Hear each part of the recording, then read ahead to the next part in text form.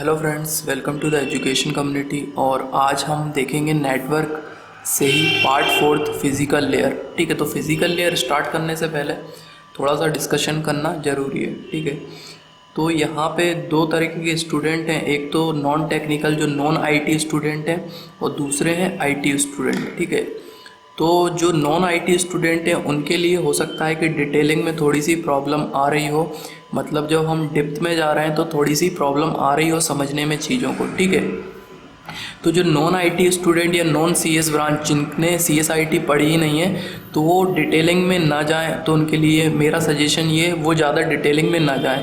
ठीक है, मतलब जैसे कि अगर हम नेटवर्क पढ़ रहे हैं तो नेटवर्क में ओएसआई मॉडल, ठीक है, ओएसआई मॉडल में 7 लेयर हैं, तो सातों लेयर्स के फंक्शन क्या हैं सिर्फ वो पता होने चाहिए उनको, उनके अंदर की डिटेलिंग क्या है वो ना जाए। अगर वो समझ में आ रहा है, वैसे मैंने सब कुछ अच्छी तरीके से समझाने की कोशिश की है, अगर उनको उनकी डिटेलिंग नहीं समझ में आ रही तो उसको कर सकते हैं। ठीक है, दूसरी चीज़ है जो प्रोटोकॉल यूज़ हो रहे हैं हमारे, ठीक है, डिवाइसेस कौन कौन सी यूज़ होती हैं हर एक लेयर में। ठीक है, और तो ये ओएसआई लेयर्स कितनी हैं, प्रोटोकॉल कौन से हैं, डिवाइसेस कौन कौन सी यूज़ हो रही हैं। ठीक है, तो ये बेसिक आईपी, ठीक है, आईपी एड्रेसिंग, मैक एड्रेसिंग, ठीक है, तो ये बेसिक वो उनको कर लेना चाहिए। ठीक है, जो नॉन टेक्निकल है। ठीक है, अब बात करें टेक्निकल आईटी वालों की, क्योंकि ये पढ़ चुके हैं सब कुछ चीज़। ठीक है, तो नेटवर्क भी इनने पढ़ा है, डीबीएमएस भी पढ़ा है। ठीक है, क्योंकि नेटवर्किंग और डीबीएमएस ये दोनों ही आप ये मान लीजिए इस पेपर के लिए बहुत इंपॉर्टेंट सब्जेक्ट हैं, नेटवर्क और डीबीएमएस, क्योंकि यहाँ से जो है 40 to 45% सिर्फ इन दोनों सब्जेक्ट से आता है। और क्योंकि अब ये माना जा रहा है कि इस बार हो सकता है कि पेपर टफ हो जाए। ठीक है, क्योंकि सिलेक्शन जो है वो बेस्ड है प्रोफेशनल नॉलेज के, 80 मार्क्स का पेपर प्रोफेशनल नॉलेज से आने वाला है। ठीक है, तो कहीं ना कहीं चांसेस हैं कि इस बार पेपर टफ आए। ठीक है, अगर वो पेपर टफ आता है, क्योंकि अगर मान लीजिए अगर मैं 15 क्वेश्चन अगर नेटवर्किंग से पूछ ले, ठीक है, तो 15 क्वेश्चन अगर नेटवर्किंग से पूछता है तो ये मान लीजिए आप 10 से 12 क्वेश्चन सिर्फ बेसिक क्वेश्चन होंगे। ठीक है, 10 से 12 क्वेश्चन बेसिक क्वेश्चन होंगे, तो 3 to 5 क्वेश्चन हो सकते हैं आपके टफ आ जाए मतलब उनकी अंदर की जो डिटेलिंग होगी, डेटा लिंक लेयर है तो डेटा लिंक लेयर में आपसे एरर का बारे में पूछ ले। ठीक है, कि एरर करेक्शन के लिए कौन सी टेक्निक यूज़ होती है। ठीक है, तो इस तरीके के क्वेश्चन, इन डिटेलिंग के क्वेश्चन पूछ सकता है। ठीक है, तो अगर आप टेक्निकल है मतलब आईटी बैकग्राउंड या सीएस बैकग्राउंड से हैं तो आप थोड़ी मतलब ये बेसिक तो आपके लिए जो ओएसआई लेयर क्या है, 7 लेयर्स होती हैं, इसमें प्रोटोकॉल्स कौन कौन से क्या काम करते हैं, डिवाइसेस कौन कौन सी यूज़ होती हैं, आईपी एड्रेसिंग, मैक एड्रेसिंग, ये सारी चीज़ें आपको आती होंगी। ठीक है, नहीं आती होंगी तो मैंने बहुत डिटेल में समझाया तो आ गई होंगी, बट आप डिटेल पढ़ें।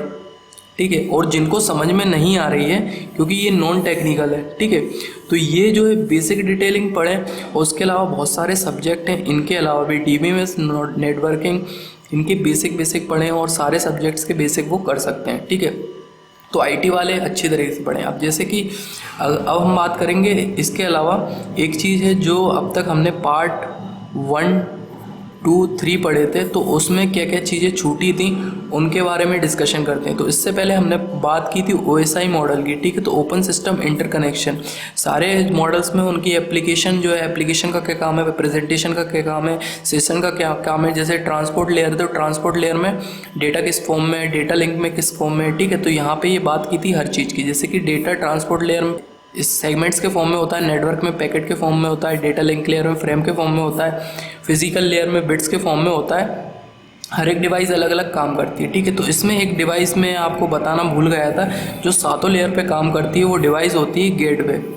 ठीक है, एक डिवाइस होती है गेटवे जो सातों लेयर पे काम करती है। अब ये जो गेटवे है, क्योंकि ये सातों लेयर पे काम करती है, ठीक है, तो ये डिवाइस महंगी डिवाइसेस होती हैं, जहाँ पे आपको वाइड एरिया नेटवर्क में ये डिवाइसेस देखने को मिलती है, जहाँ पे दो डिफरेंट लेंस, ठीक है, जो दो different lens different protocols use कर रही हैं, उनके बीच में कंपैटिबिलिटी के लिए ये डिवाइसेस यूज़ होती हैं। ठीक है, तो गेटवे ऐसी डिवाइस है जो सातों लेयर में काम करती है। ठीक है, सातों लेयर में काम करती है। ठीक है, ये एक ऐसी डिवाइस है जो सातों लेयर में काम करती है।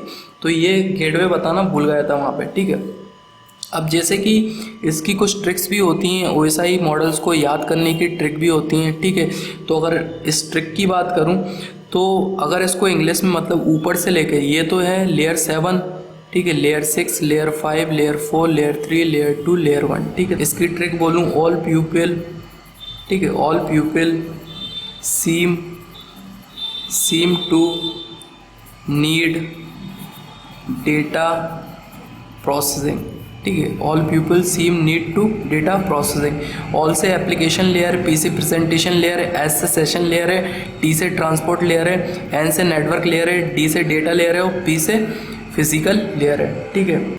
इसके अलावा एक और चीज़ हमने पढ़े थे सीरियल ट्रांसमिशन, और सीरियल ट्रांसमिशन पढ़ा था एक हमने जिसमें bit by bit data transmit होता है, और एक पढ़ा था पैरेलल ट्रांसमिशन जिसमें कि एक समय में आप 8 बिट अगर 1 बाइट भी डेटा ट्रांसमिट कर सकते हैं, मतलब जितने चैनल्स जितने लाइंस यूज़ करेंगे उतने बिट आपका डेटा ट्रांसमिट होगा, ठीक है। तो सीरियल ट्रांसमिशन और पैरेलल ट्रांसमिशन में हमने डिफरेंस भी देखे, तो एक इम्पॉर्टेंट और डिफरेंस है सीरियल जो ट्रांसमिशन है वो फुल डुप्लेक्स यूज़ करता है, मतलब एक समय में दोनों, ठीक है, एक समय में दोनों डायरेक्शन में डेटा जो है ट्रांसमिट हो सकता है, ठीक है। और जो पैरेलल ट्रांसमिशन है वो आपका हाफ डुप्लेक्स यूज़ करता है, ठीक है। पैरेलल ट्रांसमिशन जो है वो हाफ डुप्लेक्स यूज़ कर सकता है, ठीक है। तो ये इम्पोर्टेंट, एक और इम्पोर्टेंट डिफरेंस था, इससे क्वेश्चन पूछ लिया जाता है, ठीक है। तो यहाँ पे ये मैंने बता दिया, और एक गेटवे बता दिया जो कि सातों लेयर में काम करता है, ठीक है। दो डिफरेंट नेटवर्क को जोड़ने के लिए भी गेटवे यूज़ कर सकते हैं, जिसमें साथ जैसे इस जो नेटवर्क है, ठीक है, क्योंकि वेन में ये टेक्नोलॉजी यूज़ होती है क्योंकि कॉस्टली है, ठीक है। और एक और चीज़ इसके अलावा, जैसे कि अगर अब यहाँ पे डेटा फिजिकल लेयर में जो डिवाइस काम करती है वो करती है आपकी हब हुई, रिपीटर हुई, ठीक है। और नेटवर्क लेयर में जो डिवाइस काम करती है वो आपकी करती है राउटर, ठीक है। तो राउटर जो है, ठीक है, वर्क करता है लेयर 3 में, ठीक है। अगर आपसे पूछ लिया जाए कि राउटर जो है, क्या राउटर डेटा लिंक लेयर को सपोर्ट करेगा, ठीक है, तो आपका आंसर क्या होना चाहिए, ठीक है। तो राउटर जो है, जो लेयर 3 मतलब जो अपर लेयर में काम करते हैं वो लोअर लेयर में भी सपोर्ट कर जाएंगी सारी डिवाइसेस, ठीक है। मतलब अगर सेकंड डेटा लिंक लेयर की बात करें तो जो स्विच है या ब्रिज है, क्या वो लेयर 1 में सपोर्ट कर सकती हैं? तो बिल्कुल कर सकती हैं, ठीक है। इसी प्रकार राउटर जो है 2 और 1 में भी सपोर्ट कर सकता है, ठीक है। मगर अगर वो पूछ ले नेटवर्किंग राउटर जो है वो किस लेयर में काम करता है, तो आप बोलेंगे लेयर 3 में, ठीक है। तो ये क्वेश्चन मतलब जो अपर लेयर में डिवाइसेस सपोर्ट करती हैं, ठीक है, वो लोअर लेयर में भी सपोर्ट करती हैं, ठीक है। तो ये बात थी हमारी कुछ जो चीज़ें छूट गई थी उसके बारे में डिटेलिंग की, ठीक है। अब हम बात करते हैं फिजिकल लेयर की। अब हम बात कर रहे हैं फिजिकल लेयर, ठीक है। तो फिजिकल लेयर की फंक्शनलिटी क्या क्या है, ये सारी चीज़ें हमने OSI में ही मैंने डिस्कस कर दी है, OSI मॉडल में क्या क्या करती है, ठीक है। मतलब रियलिटी में आपको जो कुछ दिख रहा है वही फिजिकल लेयर में आ जाता है। मतलब कि एक कंप्यूटर जब दूसरे कंप्यूटर से कनेक्टेड होता है तो वायरिंग, ठीक है, वो सारी फिजिकल लेयर, मतलब वायर कौन सा यूज़ किया गया है, ठीक है। सिग्नल्स ट्रांसमिशन फिजिकल लेयर्स का पार्ट है, ठीक है। तो डेटा जो है वो सिग्नल में कन्वर्ट कैसे हो रहा है ये भी फिजिकल लेयर ही बताती है, ठीक है। तो फिजिकल लेयर में क्या क्या चीज़ें आती हैं इनको आपको याद करने की ज़रूरत नहीं, अगर आपके दिमाग में वही डायग्राम चल रहा है, ठीक है, तो आप समझ सकते हैं फिजिकल लेयर को बिल्कुल आसानी से। जैसे कि डेटा लिंक लेयर में डेटा का फॉर्मेट फ्रेम के फॉर्मेट में होता है, ठीक है। उसी डेटा का फॉर्मेट फिजिकल लेयर में बिट्स के फॉर्म में होता है, मतलब फ्रेम्स को, ठीक है, बिट्स में कन्वर्ट कर लेती है फिजिकल लेयर, ठीक है। तो सबसे पहले तो डेटा रिप्रेजेंटेशन जो फिजिकल लेयर में वो बिट्स के फॉर्म में है, ठीक है। तो ये कोई याद करने की चीज़ नहीं है, ठीक है। अब जो नोड ए है, ठीक है, मतलब ये कंप्यूटर केबल्स के थ्रू कनेक्ट होगा, ठीक है, ये केबल्स के थ्रू कनेक्ट होगा, ठीक है। ये हमारी ट्रांसमिशन मीडिया है, ठीक है, ट्रांसमिशन मीडिया, ठीक है, मतलब कौन सी केबल आपने यूज़ की, ठीक है। तो ये ट्रांसमिशन मीडिया भी किसका पार्ट है, फिजिकल लेयर का पार्ट है, ठीक है। अब डेटा तो बिट्स के फॉर्म में, ठीक है, मतलब ये डेटा क्या है, डिजिटल डेटा है, ठीक है।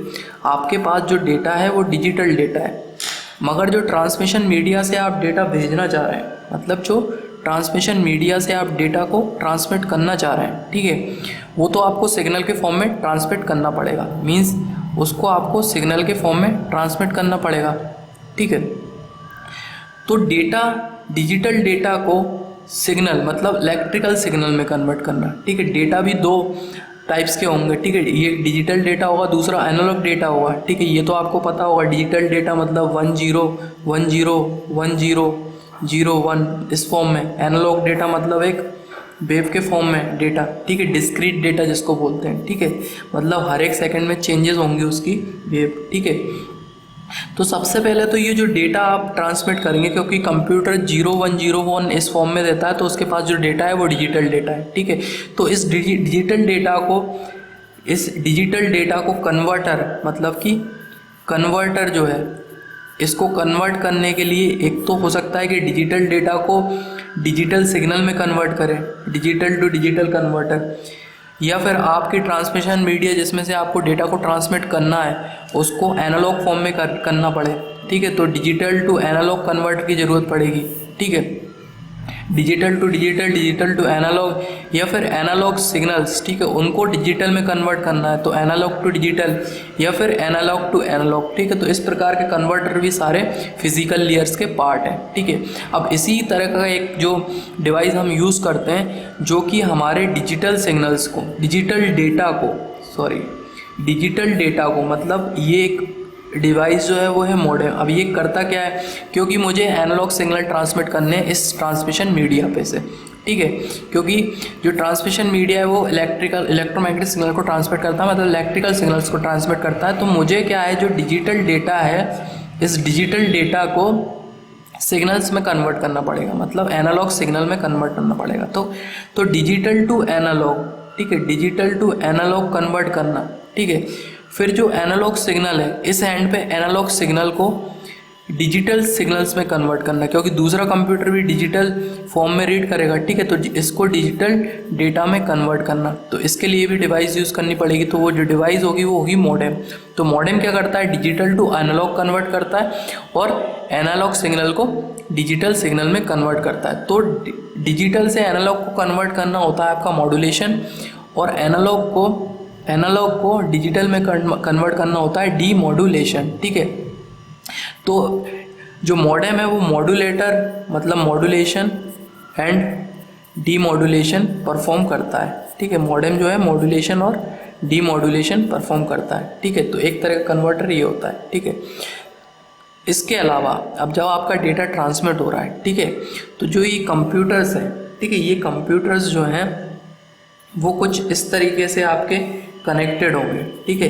ये कनेक्शन जो होगा इनके बीच में, अगर ये इस तरीके कनेक्शन हुआ, ठीक है, तो ये सारा कनेक्शन भी हमारी फिजिकल लेयर बताती है। तो ये हमने पढ़ा था कि अगर कंप्यूटर इस तरीके से कनेक्टेड है तो ये टोपोलॉजी है, ठीक है। तो टोपोलॉजी भी हमारी फिजिकल लेयर के अंदर आ जाती है। अगर कंप्यूटर्स आपस में इस तरीके से कनेक्टेड होते, ठीक है, एक लाइन में कनेक्टेड होते, ठीक है, तो ये टोपोलॉजी हमारी बस टोपोलॉजी हो जाती है। इस तरीके से एक टोपोलॉजी हमने पढ़ी थी, वो बस टोपोलॉजी। तो टोपोलॉजी का डिस्क्रिप्शन भी हमारी फिजिकल लेयर ही करती है, ठीक है।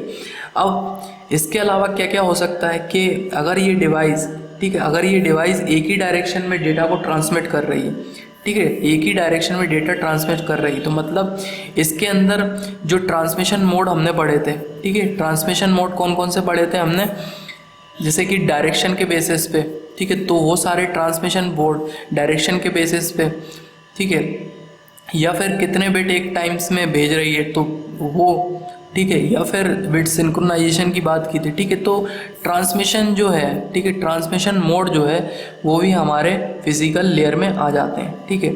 अब जो डेटा हम ट्रांसमिट करेंगे, जैसे कि अब मान लीजिए n लाइन का डेटा हमने ट्रांसमिट किया, ठीक है, डेटा जो है इस तरीके से ट्रांसमिट हो रहा है जिसकी पैरेलल में होता है, ठीक है, एक बार में 4 बिट ट्रांसमिट हो रही है, ठीक है। तो दूसरे एंड पे एक ही सिग्नल में हमें उसको कन्वर्ट करना है, ठीक है, एक ही सिग्नल में कन्वर्ट करना है, ठीक है। तो मल्टीप्लेक्सर डीमल्टीप्लेक्सर, ठीक है, मल्टीप्लेक्सर का काम हमें मल्टीप्लेक्सर यूज़ करना पड़ेगा। n जो चैनल्स, ठीक है, इनसे डेटा आ रहा है, इसको एक चैनल में कन्वर्ट करना है, ठीक है, तो हमें मल्टीप्लेक्सर का यूज़ करना पड़ेगा। उसी प्रकार जब एक सिग्नल्स को फिर दूसरे एंड पे हमें डिस्ट्रीब्यूट करके 4 सिग्नल्स में कन्वर्ट, मतलब 4 उसमें कन्वर्ट करना है, ठीक है, तो यहाँ पे हमें डीमल्टीप्लेक्सर का यूज़ करना पड़ेगा। डीमल्टीप्लेक्सर सिंपल सी बात है, मल्टीप्लेक्सर मतलब मैनी टू वन, डीमल्टीप्लेक्सर मतलब वन टू मैनी। याद करने का तरीका सिंपल सा है, मल्टीप्लेक्सर जो है, मल्टीप्लेक्सर एम से स्टार्ट हुआ मतलब many to one, many to one. Demultiplexer last में and R M multiplexer last में आ रहा है तो मैनी लास्ट में जाएगा 1 to मैनी, ठीक है। तो जो आपकी डेटा जो ट्रांसमिट होगा सिग्नल्स के फॉर्म में, ठीक है, तो उन सिग्नल्स को मैनी टू 1 और 1 to मैनी में भी कन्वर्ट करना पड़ेगा। तो ये काम जो करती है वो मल्टीप्लेक्सिंग डिवाइसेस करती हैं, तो ये भी इसी का पार्ट्स आ जाता है, ठीक है। अब एक और चीज़ इसमें हो सकती है, क्या चीज़, अब मान लीजिए दो डिवाइस आपस में किस तरीके से कनेक्टेड है, मतलब 1 to 1 कनेक्शन है, तो ये टाइप्स ऑफ कनेक्शन, इसको लाइन कॉन्फ़िगरेशन भी बोलते हैं, हमने पढ़ा था ये भी, लाइन कॉन्फ़िगरेशन, ठीक है, लाइन कॉन्फ़िगरेशन, जिसको मैंने बोला था टाइप ऑफ कनेक्शन, ठीक है। मतलब ये क्या हो गया, सिंगल, ठीक है, पॉइंट टू पॉइंट कनेक्शन इसको बोला था मैंने, पॉइंट टू पॉइंट, मतलब दोनों डिवाइसेस के बीच में कोई भी डिवाइसेस नहीं है, ठीक है, डायरेक्टली दोनों कनेक्टेड है, तो पॉइंट टू पॉइंट कनेक्शन है। फिर एक टोपोलॉजी, बस टोपोलॉजी हमने पढ़ी थी, ठीक है, बस टोपोलॉजी पढ़ी थी, जिसमें आप देखेंगे कि मल्टी पॉइंट से, मतलब अगर दो डिवाइसेस, इन दोनों डिवाइसेस की बात करें तो यहाँ पे देखें एक डिवाइस ये भी कनेक्टेड है, ये भी कनेक्टेड है, ठीक है। तो ये basically point two point connection है, मतलब ये जो चैनल है, ठीक है, ये दोनों डिवाइसेस को ही इसके बीच में ये यूज़ कर पा रही हैं, बट इस चैनल को, इस लाइन को मल्टीपल डिवाइसेस यूज़ कर पा रही हैं। अब फिजिकल लेयर की डिवाइसेस के बारे में बात करते हैं, ठीक है। तो बेसिकली हमने जो डिवाइसेस पढ़ी हैं वो सारी ही फिजिकल लेयर में आ गई, ठीक है। इसके अलावा भी कुछ डिवाइसेस हैं, ठीक है, जैसे कि अगर बात करें रिपीटर की, ठीक है, रिपीटर फिजिकल लेयर में काम करता है और हब भी फिजिकल लेयर में काम करता है, ठीक है। हब का काम तो हमने देख लिया था जब स्टार टोपोलॉजी पढ़ी थी, ब्रॉडकास्टिंग का काम करता है हब, ठीक है। और रिपीटर की बात करें, ठीक है, तो रिपीटर यूज़ किस तरीके से किया जाता है, जैसे कि बस टोपोलॉजी है, ठीक है, तो बस टोपोलॉजी है तो उसकी लेंथ को इंक्रीज़ करना, मतलब अगर आपने ये जो लेंथ है 125 या फिर कुछ भी इसको मान लीजिए, जैसे कि अगर कोई आप यूज़ कर रहे हैं, ठीक है, ये एक बस टोपोलॉजी यूज़ कर रहे हैं, ठीक है, और इस बस टोपोलॉजी की मुझे लेंथ इंक्रीज़ करनी है, ठीक है, तो मुझे यहाँ पे एक रिपीटर यूज़ करना पड़ेगा, ठीक है, एक रिपीटर यूज़ करना पड़ेगा, मतलब इसको एक्सपांड करने के लिए, ठीक है, रिपीटर का मैंने यूज़ कर लिया, ठीक है, रिपीटर का यूज़ कर लिया, ठीक है। अब ये जो रिपीटर है ये काम क्या कर रहा है, ठीक है, तो रिपीटर का काम होता है सिग्नल्स को रीजनरेट करना, ठीक है, सिग्नल को रीजनरेट करना। रीजनरेट करने का मतलब ये है, जैसे अगर आपने कोई सिग्नल, ठीक है, इस फॉर्म में भेजा है, ठीक है, इस फॉर्म में भेजा है, तो वो एक समय के बाद मतलब उसके एटोनेशन कम हो जाएंगे और उसमें हो सकता है कि नॉइज, 3 तरह की प्रॉब्लम आ सकती है इस सिग्नल में, ठीक है। पहली प्रॉब्लम तो नॉइज़ की प्रॉब्लम होती है, दूसरी ये सिग्नल ही डिस्टोर्ड हो जाए, डिस्टोर्शन, ठीक है, और तीसरी प्रॉब्लम होती है एटोनेशन की, जिसकी हमने बात कर ली थी, ठीक है। तो एटोनेशन होता है सिग्नल का वीक होना, नॉइज़ होता है कि अगर कोई और सिग्नल उसमें मिक्सअप हो जाए, डिस्टोर्शन होता है वो कि सिग्नल ही बिल्कुल ख़त्म हो जाए, ठीक है।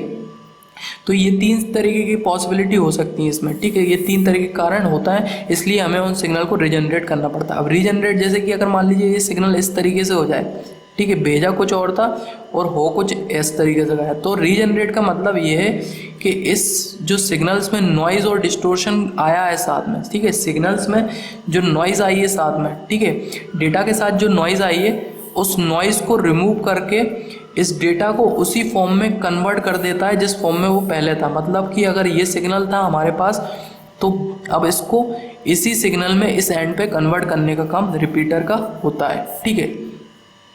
अब यहाँ पे एक क्वेश्चन बनता है, ठीक है, कि रिपीटर जो है, ठीक है, रिपीटर और एम्पलीफायर में फिर क्या डिफरेंस है, ठीक है, रिपीटर और एम्पलीफायर में डिफरेंस क्या है, ठीक है।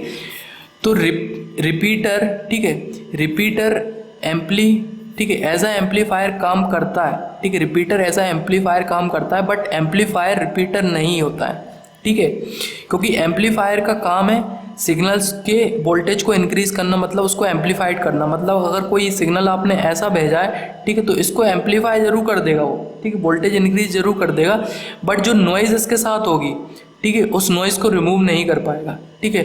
तो जो रिपीटर है वो सिग्नल्स को रीजनरेट करने का काम करता है, ठीक है, रीजनरेट करने का काम करता है, ठीक है। तो उनमें से नॉइज़ रिमूव करना, एटोनेशन, ये सारी चीज़ें रिमूव करना, डिस्टोर्शन को, ठीक है, डिस्टोर्शन को रिमूव करना, उसके बाद एटोनेशन मतलब सिग्नल का वीक होना, तो उन सिग्नल्स को एम्पलीफाई करना, ठीक है। तो एम्पलीफाई करना प्लस नॉइज़ को रिमूव करना, नॉइज़ और डिस्टॉर्शन का रिमूव करना, ये होता है हमारा रिपीटर का काम, ठीक है। तो इससे क्या होता है, जो बस टॉपोलॉजी या फिर किसी भी तरह की टॉपोलॉजी, उसकी अगर आपको लेंथ इंक्रीज करनी है तो रिपीटर का आप यूज़ कर सकते हैं, ठीक है। तो ये दोनों डिवाइसेस के बारे में मैंने आपको बता दिया। अब यहाँ पे और चीज़ें थोड़ी सी देख लेते हैं, डिस्कस कर लेते हैं। जैसे कि बात करेंगे हम मॉडेम की, ठीक है। तो मॉडेम जो है DCE और DTE का टर्म आता है, ठीक है। तो इन टर्म्स के बारे में जान लेते हैं। एक तो होता है डेटा टर्मिनल इक्विपमेंट, ठीक है, डेटा टर्मिनल इक्विपमेंट, और दूसरा टर्म भी है डेटा डेटा टर्मिनल इक्विपमेंट, और एक टर्म है डेटा कम्युनिकेशन इक्विपमेंट, ठीक है। तो इन तीनों टर्म्स के बारे में थोड़ा सा जान लेते हैं मॉडेम के, ठीक है। तो डेटा कम्युनिकेशन इक्विपमेंट जो हुआ वो एक हमारा कम्युनिकेशन करने के लिए इक्विपमेंट हुआ, ठीक है। तो वो है हमारा मॉडेम, ठीक है। तो ये तो हमारा हो गया मॉडेम, ठीक है। अब डेटा टर्मिनल जो इक्विपमेंट है, डेटा टर्मिनल इक्विपमेंट मतलब जिससे हम डेटा टर्मिनल इक्विपमेंट मतलब कि जिससे हम डेटा को ट्रांसमिट करने वाले हैं, ठीक है, ट्रांसमिट करने वाले हैं। तो ये हुआ है हमारे नोड कंप्यूटर, ठीक है, नोड, और ये भी हुआ है हमारा नोड, ठीक है, ये हुआ है हमारे कंप्यूटर, ठीक है। तो इसमें क्वेश्चन एक ये पूछा जाता है DCE और DTE में, ठीक है, DCE और DTE में बेसिकली क्वेश्चन तो बहुत बन जाते हैं अगर बनाना चाहें, बट इम्पोर्टेंट ही देख रहे हैं हम यहाँ पे। तो इनमें ये पूछा जाता है कि जो इनमें कम्युनिकेशन होता है वो किस तरीके से होता है, ठीक है। तो इस कम्युनिकेशन को स्टार्ट होने से पहले हैंड शेकिंग होती है, ठीक है। तो ये वर्ड आप याद कर लेना, हैंड शेकिंग, ठीक है। तो इसमें हैंड शेकिंग होती है, देन फिर कम्युनिकेशन स्टार्ट होता है, ठीक है। तो ये होता है data terminal equipment, data communication equipment और DTE, ठीक है। तो होता क्या है बेसिकली, मॉडेम क्या करेगा, मॉडेम का काम क्या होता है, ठीक है। मॉडेम का काम बेसिकली होता है डिजिटल सिग्नल्स को, ठीक है, डिजिटल डेटा को एनालॉग सिग्नल में कन्वर्ट करना, फिर एनालॉग सिग्नल्स को फिर डिजिटल डेटा में कन्वर्ट करना, ठीक है। तो ये काम आपका मॉडेम करता है, ठीक है। तो सबसे पहले तो होगा क्या, अगर ये जो DTE, ठीक है, ये जो सेंडर डिवाइस है, ठीक है, ये सेंडर डिवाइस है और ये दूसरे एंड पे रिसीवर डिवाइस है, ठीक है। तो सेंडर डिवाइस अगर डेटा को ट्रांसमिट करना चाहती है तो पहले वो एक सिग्नल को ट्रांसमिट करेगी, मतलब ये जो मॉडेम है ये बताएगा रिसीवर को कि ये जो है डेटा को सेंड करना चाहता है, ठीक है। तो यहाँ से जो है एक्नॉलेजमेंट भेजा जाएगा, ठीक है। तो वहाँ से रिप्लाई आएगा कि आप सेंड कर सकते हैं, ठीक है। तो यही प्रोसेस, मतलब सेंड करने से पहले आपने उसको बता दिया तो एक कनेक्शन क्रिएट कर देना, ठीक है। तो एक हैंड शेकिंग प्रोसेस होती है जो कि TCP में भी आपको देखने की मिलती है। TCP में जो प्रोसेस होती है उसको बोल देते हैं 3 हैंड शेकिंग प्रोसेस, ठीक है, 3 हैंड शेकिंग प्रोसेस, ठीक है। तो यहाँ से ये DTE DCE से इस तरीके का क्वेश्चन बन सकता है, तो वो मैंने आपको बता दिया, ठीक है।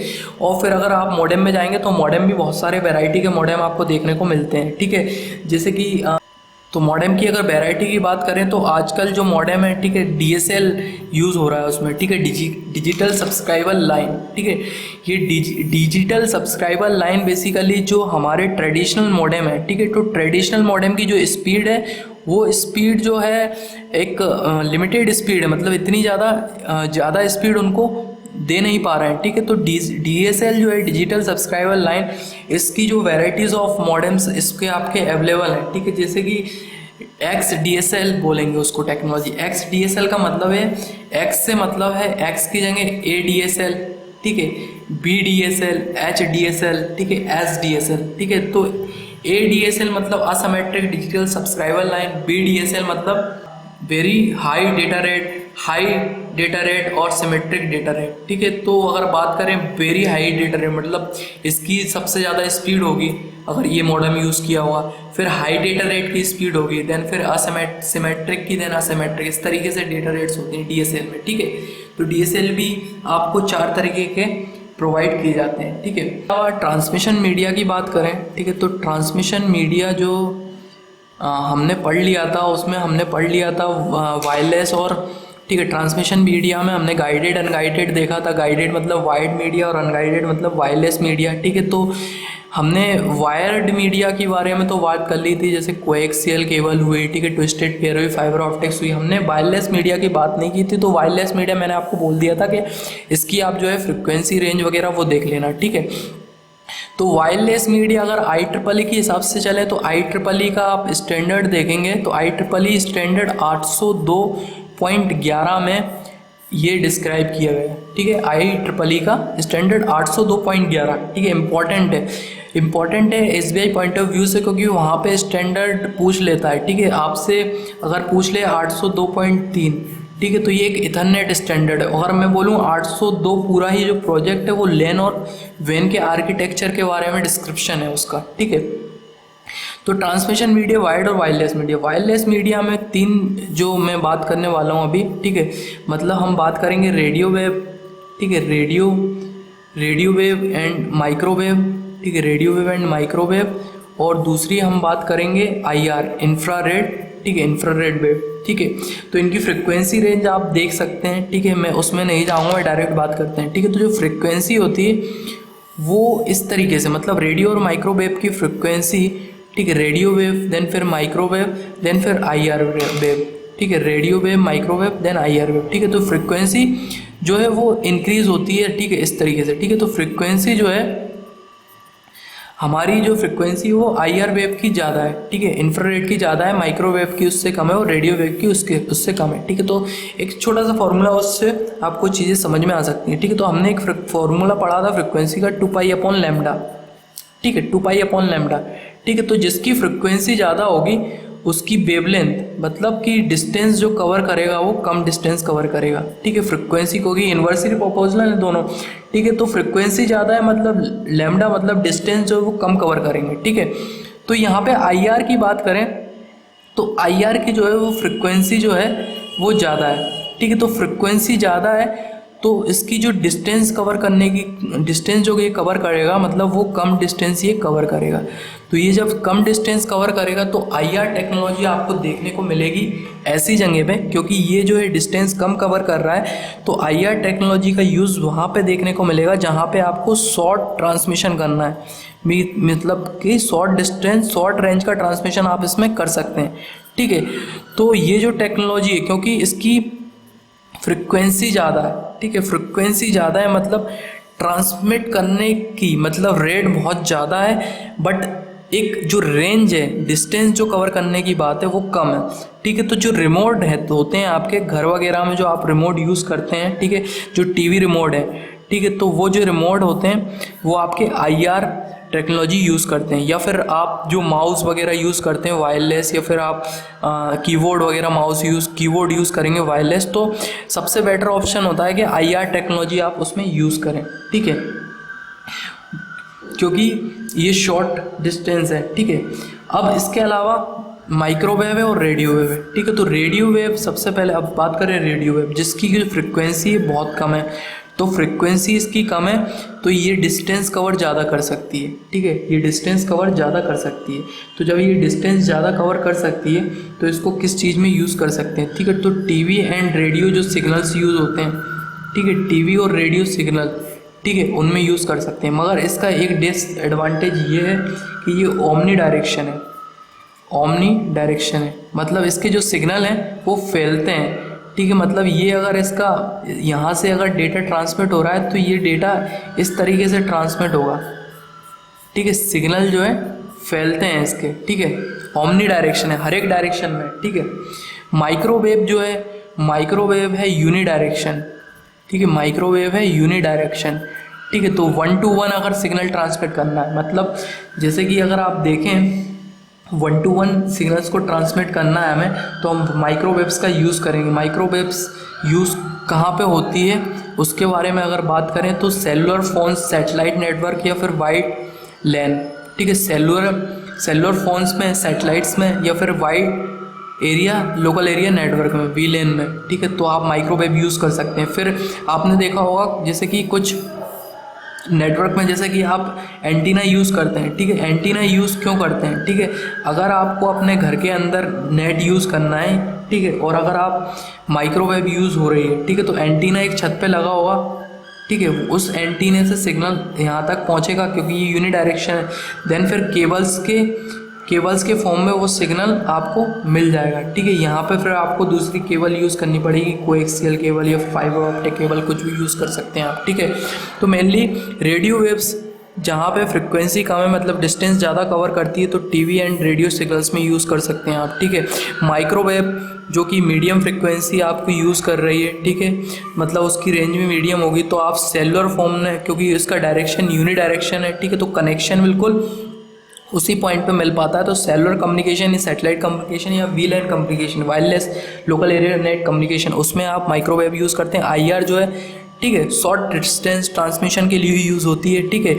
तो वहाँ पे जो रिमोट कंट्रोल डिवाइसेस हैं, मतलब एक घर के अंदर, क्योंकि ये पेनिट्रेट नहीं कर पाएगी। अगर सिंगल कमरे में आप यूज़ कर रहे हैं आपका रिमोट और दूसरे कमरे में टीवी है, ठीक है, तो आपकी टीवी जो सेकंड दूसरे कमरे में, तो उसका सिग्नल, उसका जो आप है चैनल चेंज नहीं कर सकते आईआर रिमोट के थ्रू, ठीक है। तो शॉर्ट डिस्टेंस ट्रांसमिशन के लिए आईआर, ठीक है। तो ये बचा था, तो ये बता दिया मैंने। तो बेसिकली सिर्फ ओवरव्यू देने की कोशिश की थी, और ये हमारा फिजिकल लेयर में सिर्फ यही चीज़ें थी। इसके बाद हम डेटा लिंक लेयर देखेंगे और उसके बाद नेटवर्क लेयर देखेंगे। तो प्रोटोकॉल्स वगैरह भी जो उस लेयर से स्टार्ट हो जाएंगे, तो वो भी देखेंगे, ठीक है। तो ये एक बेसिक ओवरव्यू था, इसमें कुछ ऐसी कुछ ज़्यादा चीज़ें थी नहीं। अब जल्दी से सोच रहा हूँ कि तीनों लेयर भी कंप्लीट कर दें और 1-2 दिन में हमारा नेटवर्क कंप्लीट हो जाए, ठीक है। तो आशा रखता हूँ ये वीडियो पसंद आया, और पसंद आया तो इस वीडियो को लाइक करें, शेयर करें, और सबसे ज़्यादा जरूरी है चैनल को सब्सक्राइब करना। थैंक यू सो मच इस वीडियो को देखने के लिए। आपका दिन शुभ हो।